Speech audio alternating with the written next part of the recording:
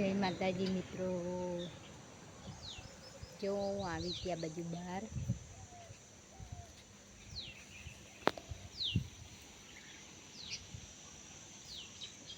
હવે જઈએ ઘરમાં.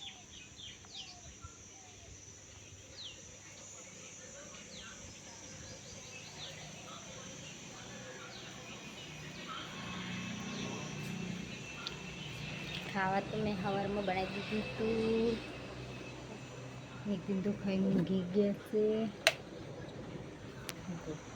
ઊંઘી ગયા છે.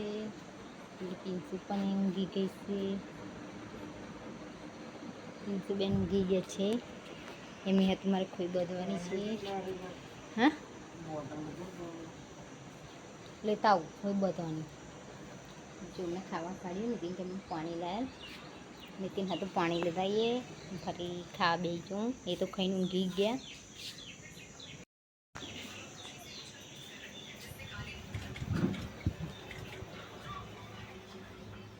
પાણી બોટલ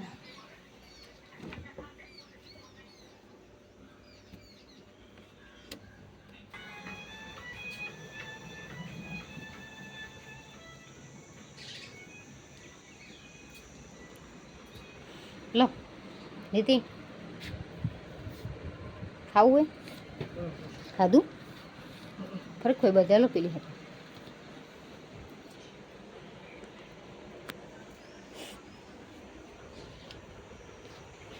બે હાથા ખાવા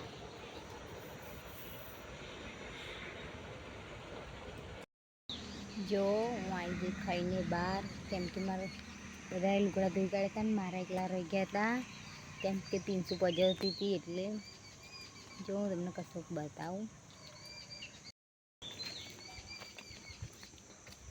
જો પપ્પાએ છાપર ઉકેલી કાઢ્યું છે. કેમ કે પપ્પા નવું બનાવવાના છે. ખબર નહીં, નીતિનને તો આવડતું હે નહીં. પપ્પાએ ખોલ્યું છે. પપ્પા નવું બનાવશે. જો બધું બહાર મૂક્યું છે પપ્પા એમને.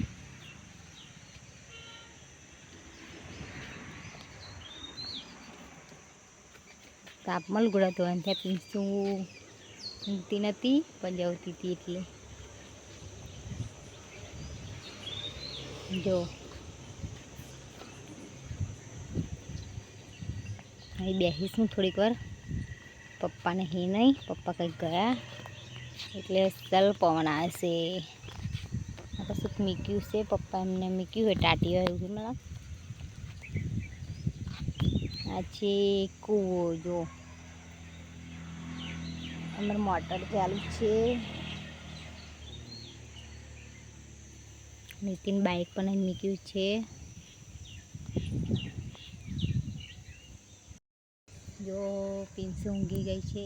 થોડીક વાર બહેનનો પવન ખાઈ લઉં હું પણ. પછી જાગે ને તો પણ રહે નહીં. મારે એની પાછળ પાછળ ફરવું પડે તાપમાં.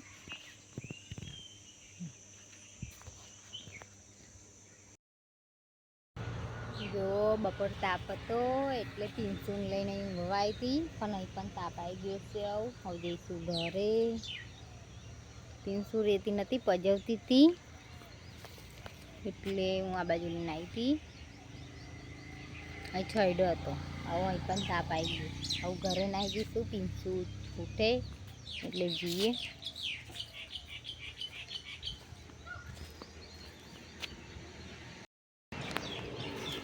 જો મેં પિન્સુ તે ઊંઘી રહી છે. પિન્સુને તાપ આવી ગયો છે એટલે હવે રહે. જો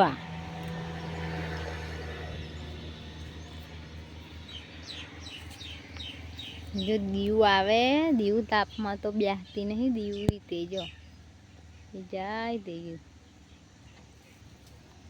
ખબર નહીં શું લેવા ગઈ હવે.